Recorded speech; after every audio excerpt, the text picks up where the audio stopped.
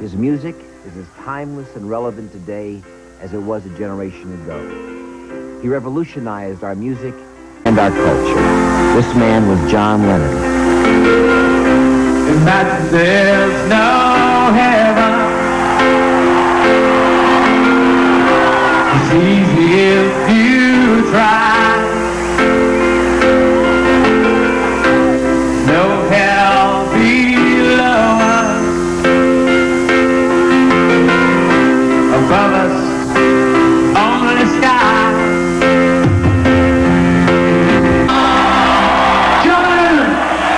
As a special celebration of this incomparable songwriter, Michael Jackson, David Bowie, Ringo Starr, Paul McCartney, U2, Ray Charles, Billy Joel, Cyndi Lauper, Natalie Cole, and many others have donated recordings of some of his greatest songs.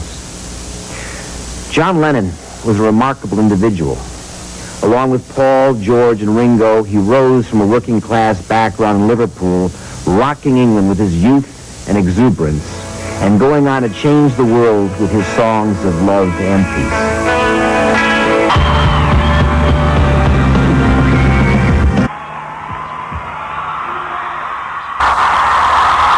Thank you very much. Thank you, Liverpool.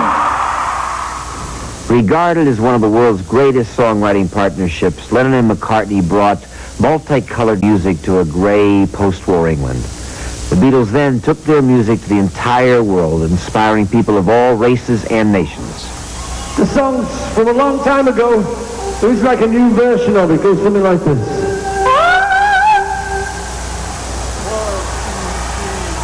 As I write this letter,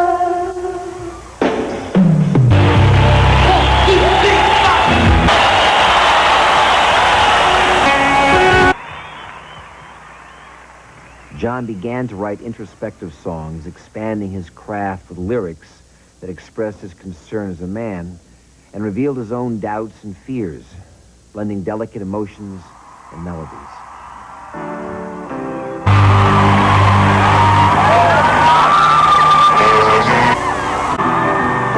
I always said, I have had two partners in my life. One was Paul, the other was Yoko.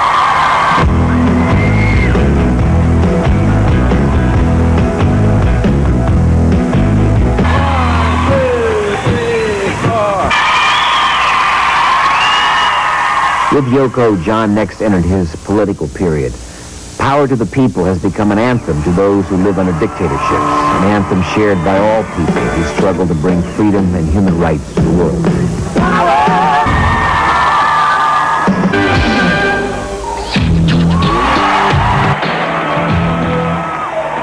John was as critical of himself as he was of the system he sought to improve.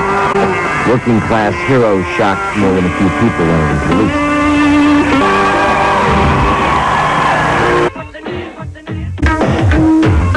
Give Peace a Chance is now a part of history. Written by John and Yoko in an Amsterdam hotel room during the famous bed-in, this simple chant for world peace made us realize that we could affect change through music. Yoko describes the birth of John's most celebrated work. When this song was written, John was very aware that it would be an anthem for peace and in some way would help change the course of this world we all share. John and I looked at each other, and we were both excited that such a song was born. And now, indeed, it has become an international anthem for peace. I met John in a coffee bar in Liverpool. He was rehearsing with George and Paul.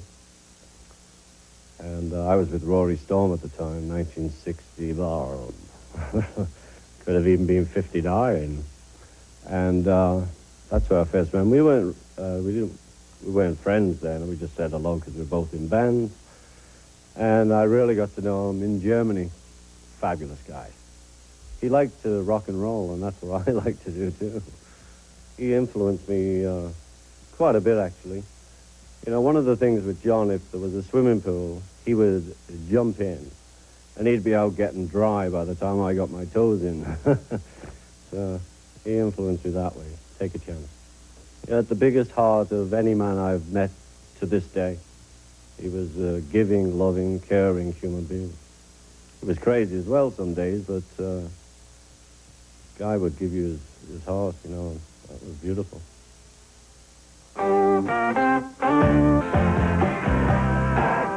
Following the materialism of the 80s, the world is reawakening to its obligation to address the critical issues of a new generation. John often sang of our need to band together to help all people.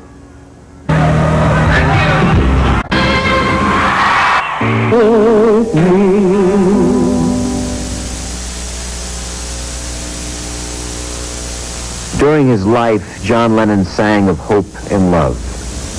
At times it seems we will never achieve world peace, but John Lennon's music inspires us to hope otherwise.